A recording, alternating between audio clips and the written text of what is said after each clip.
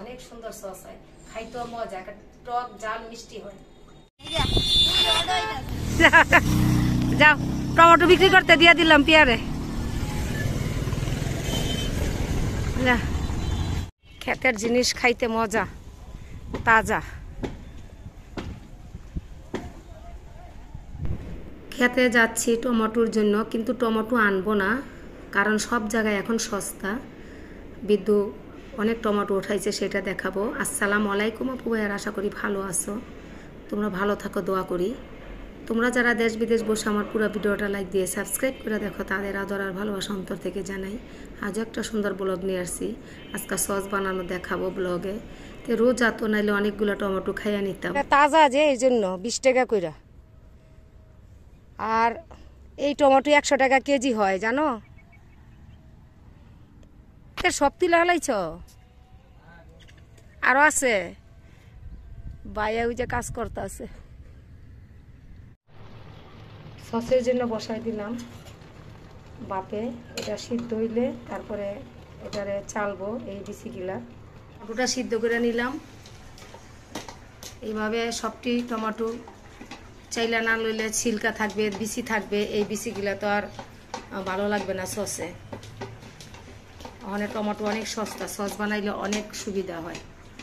আমরা বাড়িতে সস কিনা আনবো কেন, বেশি করে একটু ঘরে বানাই লইলেই হয়। এই যে এইভাবে চাইলা লইবা তোমরা। এই যে দেখো কত সুন্দর। এই যে এটার ভিতরে আলা অনেক কিছু দেওয়া লাগবে, আমি সেটাও দেখামু। এই যে সব চাইলা নিছি, তারপরে চিনি আছে, সাদা ভিনেগার আছে, এটা তেঁতুলের পানি আছে।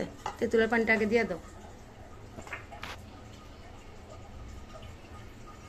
সবটি লাগবে। তারপরে এখানে চিনি আছে, সেটিও দিয়ে দাও।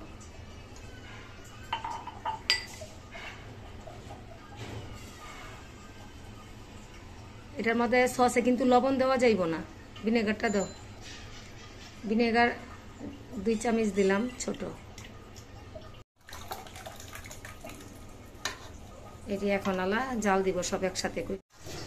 সব কিছু একসাথে দিয়ে বসাই দিলাম। এই সসটা কিন্তু অনেক সুন্দর হবে, বয়মে 1 বছরও কিছু হবে না বয়মে রাখলে, যেহেতু সিরকা দিয়ে রাখছি।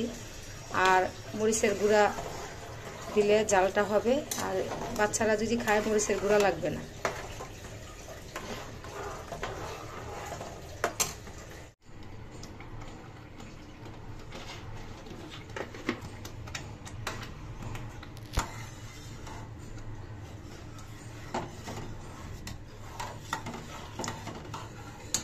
অনেকে জাল খাইতে চায়, অনেকে আবার জালটা খাইতে চায় না, তাই আমি একটু আবার জাল দিলাম। যারা জালটা না খাও তারা মরিচ দিও না।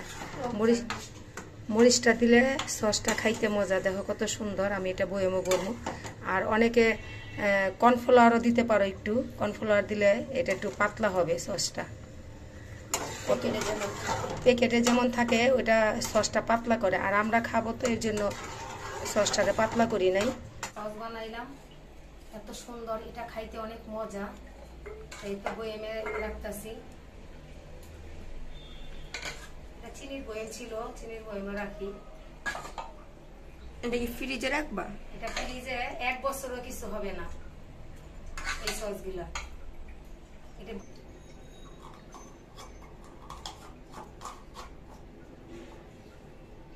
আলা বুঝে তোমরা, এটা আমি বাজারজাত করতে পারি, কিন্তু শরীর সুস্থ না, নাইলে আমি বাজারজাত করতে পারি সস বানাইয়া। কিন্তু অনেক সুন্দর সস হয়, খাইতেও মজা, টক ঝাল মিষ্টি হয়।